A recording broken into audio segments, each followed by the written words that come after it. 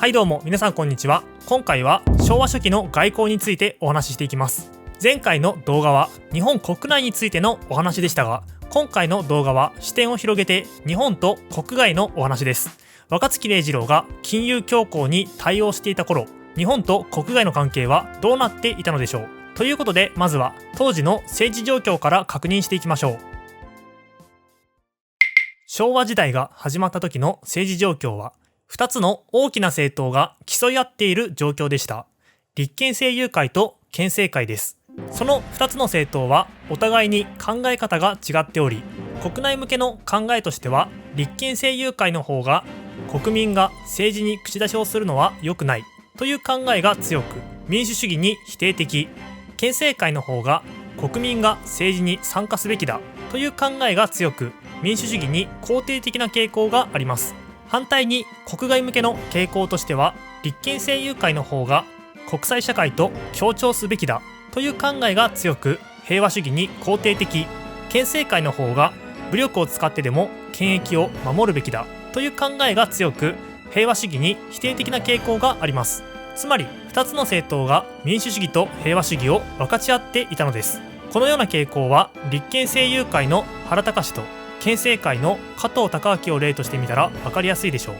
原敬は平民宰相というイメージが強いため、普通選挙に賛成していたと勘違いしている人が多いですが、以前の動画で説明した通り、実は反対していました。つまり民主主義に否定的です。一方、外交という視点で見ると、彼はパリ講和会議で平和的な方針をとっています。つまり平和主義に肯定的でした。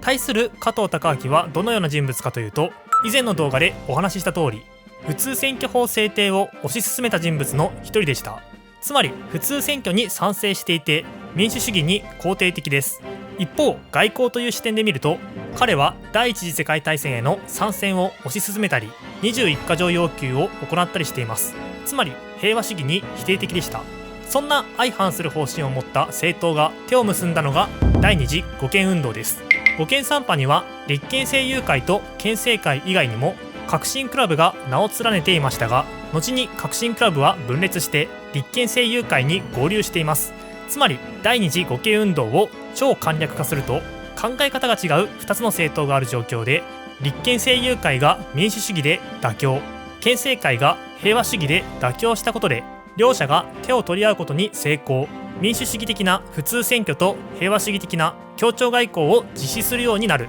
という流れだと考えられます。この普通選挙の実施については以前の動画で話したので、今回の動画では協調外交についてを見ていきます。その中心人物となったのが重原喜重郎です。重原喜重郎というのは、2つの政党が手を結んでいた頃に平和主義的な協調外交を進めた外務大臣です。彼は政府や内閣が変わったとしても外交方針は一定であるべきだという考えの持ち主でした。つまりどういうことかというと、もしも立憲政友会が政権を取っていたら、日本では平和主義に肯定的な外交が行われます。しかし選挙により政権交代が行われ、憲政会が政権を取るようになると、日本では平和主義に否定的な外交が行われます。このような政権交代による外交方針の転換は日本国内の事情であり、その問題を外交に持ち込んでしまったら国外からの信頼を失ってしまう。そのように考えたのが重原喜重郎でした。ということで、重原喜重郎は2つの政党が手を結んでいるこのタイミングで、これからの外交方針を一定にすることを目指しました。その外交方針は大きく分けて2つあります。国際協調と中国の内政への不干渉です。順番に見ていきましょう。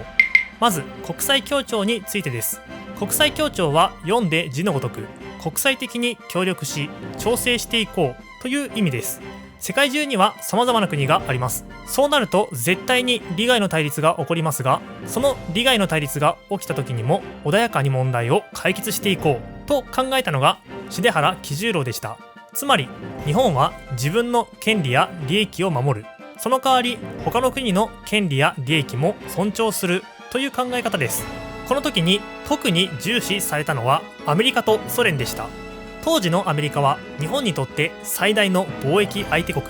もしもアメリカと仲が悪くなってしまったら、経済的な打撃は計り知れません。また当時のソ連はロシア革命によりロシア帝国が崩壊し、それ以降国交を結んでいない状況でした。ということで国際協調の考えのもと日ソ基本条約を結びソ連との国交を樹立したのです。次に中国内政への不干渉についてです。以前の動画でお話ししましたが、第一次世界大戦の後に開かれたワシントン会議で中国問題の方針が決められていました。9カ国条約です。この条約をもとに日本、イギリス、アメリカが協調して話を進めていくという話だったのですが、そうはなりませんでした。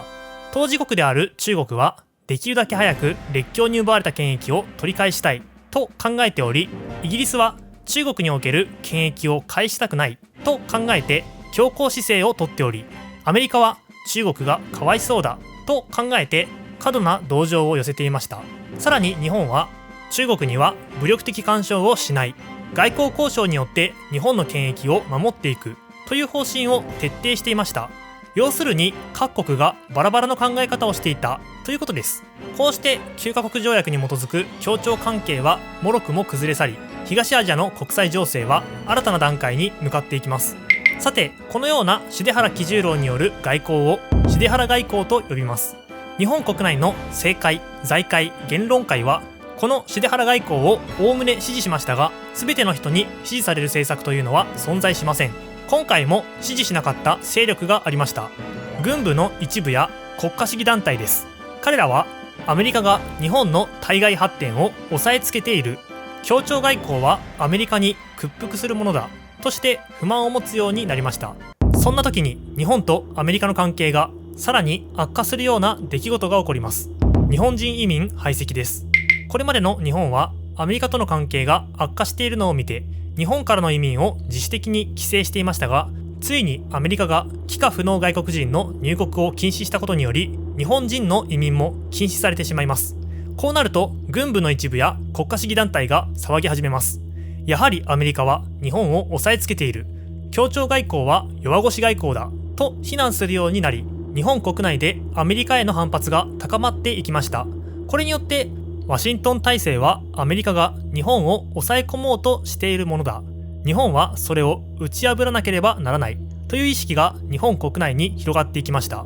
しかもこの頃の政治状況は政党と政党が足の引っ張り合いをしている状況で、国民の間に政党政治は腐っているという認識が広まっていました。そんな時に軍部の急進派や国家主義団体が現れて、政党政治は腐っていると非難するようになったので、政党政治を倒そうとする運動は次第に勢いを増していったのです。こうして彼らは中国に対して強硬な方針を取るように主張するようになり、若槻礼次郎内閣はダメだ、中国への内政不干渉方針は日本の権益を守れないとして非難するようになったのです。